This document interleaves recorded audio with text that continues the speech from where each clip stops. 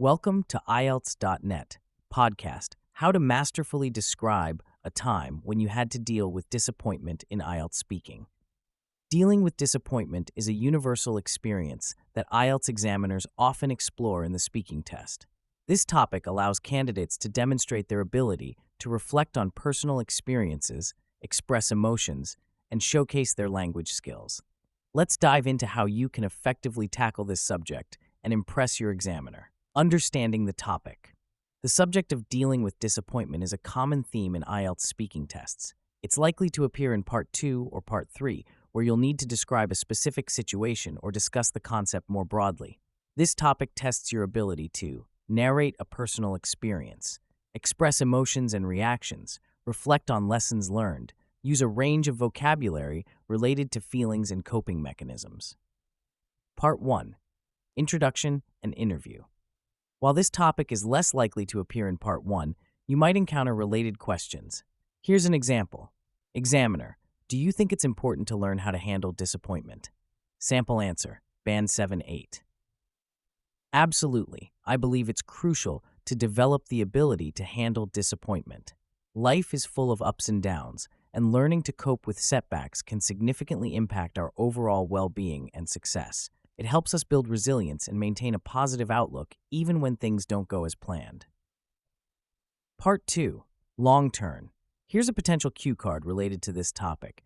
Describe a time when you had to deal with disappointment. You should say what the situation was, why you felt disappointed, how you dealt with it, and explain what you learned from this experience. Sample answer, Band 7-8. I'd like to talk about a time when I had to deal with significant disappointment. It was when I failed to secure an internship at a prestigious company I had been aspiring to work for. The situation arose during my final year of university. I had meticulously prepared for the application process, spending weeks refining my CV and practicing interview techniques. I was confident that I had a good chance of being selected. I felt deeply disappointed when I received the rejection email. It was a crushing blow to my self-esteem, as I had invested so much time and effort into the application. The disappointment was compounded by the fact that several of my peers had been successful in their applications. To deal with this setback, I first allowed myself to feel disappointed for a day or two. I acknowledged my emotions rather than suppressing them. Then, I decided to take a proactive approach. I reached out to the company's HR department to ask for feedback on my application. Their constructive criticism was invaluable in helping me understand where I could improve. This experience taught me several important lessons. Firstly, I learned that rejection is not a reflection of my worth as a person or my potential as a professional. Secondly, I realized the importance of resilience and the ability to bounce back from setbacks. Finally, I understood that seeking feedback after a disappointment can be an excellent way to grow and develop. Sample answer, Band 8-9.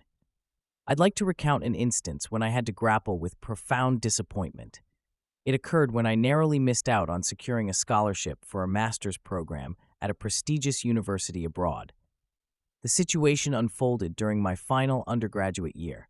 I had poured my heart and soul into the application, meticulously crafting my personal statement and research proposal. Given my academic track record and the positive feedback from my referees, I was cautiously optimistic about my chances. When I received the email informing me that I hadn't been selected, I was utterly devastated. The disappointment was particularly acute because I had pinned so many hopes on this opportunity. It felt like a crushing blow to my aspirations and self-confidence. To cope with this setback, I initially allowed myself to wallow in my disappointment for a short while. I found it helpful to articulate my feelings to close friends and family. After this period of emotional catharsis, I adopted a more pragmatic approach. I reached out to the scholarship committee for detailed feedback on my application, which proved to be tremendously insightful. This experience was immensely educational. Firstly, it taught me the importance of maintaining perspective. While this was a significant setback, it wasn't the end of my academic journey. Secondly, I learned to view rejection as redirection rather than failure. Most importantly, it reinforced the value of perseverance and the need to have multiple contingency plans when pursuing ambitious goals.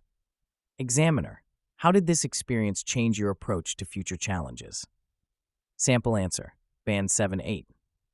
This experience significantly altered my approach to future challenges. It taught me to be more resilient and to view setbacks as opportunities for growth rather than insurmountable obstacles. I became more proactive in seeking feedback and using it to improve myself. Additionally, I learned to diversify my goals and not to put all my hopes on a single outcome. Sample answer, Band 8-9. This experience profoundly transformed my approach to future challenges. It instilled in me a more nuanced understanding of success and failure. I became more adept at managing my expectations and developing contingency plans. Moreover, it catalyzed a shift in my mindset, enabling me to view setbacks as invaluable learning experiences rather than personal failings. This newfound perspective has made me more resilient and adaptable in the face of adversity. Part 3. Two-way discussion. Examiner, do you think people today are less able to handle disappointment than in the past? Sample answer, Band 7-8. I believe there's an argument to be made that people today might find it more challenging to handle disappointment compared to previous generations. This could be due to several factors. Firstly, social media often presents an idealized version of people's lives, which can make personal setbacks feel more significant. Additionally, the instant gratification culture fostered by technology might make it harder for people to cope when things don't go their way immediately. However, it's important to note that this is a generalization, and many individuals today demonstrate great resilience in the face of disappointment. Moreover, there's now more awareness about mental health and coping strategies, which can actually help people deal with disappointment more effectively. Sample answer, Band 8-9. This is a nuanced issue that defies simple generalizations. On one hand, it could be argued that the current generation might struggle more with disappointment due to several societal shifts. The pervasive influence of social media, which often presents a curated, idealized version of reality, may exacerbate feelings of inadequacy when faced with personal setbacks. Furthermore, the instant gratification culture fostered by technological advancements might have eroded our collective patience and resilience. Conversely, one could contend that today's generation is actually better equipped to handle disappointment. There's unprecedented access to information and resources on mental health and coping strategies. The destigmatization of seeking help for emotional issues might enable people to process disappointment more healthily. Additionally, the rapid pace of change in modern society might have cultivated a greater adaptability in younger generations. Ultimately, the ability to handle disappointment likely varies more on an individual basis rather than generational lines. What's crucial is fostering resilience and emotional intelligence across all age groups to better cope with life's inevitable disappointments. Key vocabulary and phrases. To score high in your IELTS speaking test when discussing disappointment, consider using these advanced words and phrases. Grapple with. Phrasal verb. With. To struggle with or work hard to deal with a difficult problem. Example, I had to grapple with feelings of inadequacy after the rejection. Setback, noun, a problem that delays or prevents progress or makes things worse than they were. Example, I viewed the disappointment as a temporary setback rather than a permanent failure. Resilience, noun, resilience, the ability to be happy, successful, etc., again after something difficult or bad has happened. Example, building resilience is crucial for dealing with life's disappointments. Catharsis, noun, thasis, the process of releasing strong emotions through a particular activity or experience. Example, talking about my disappointment with friends provided a much-needed catharsis.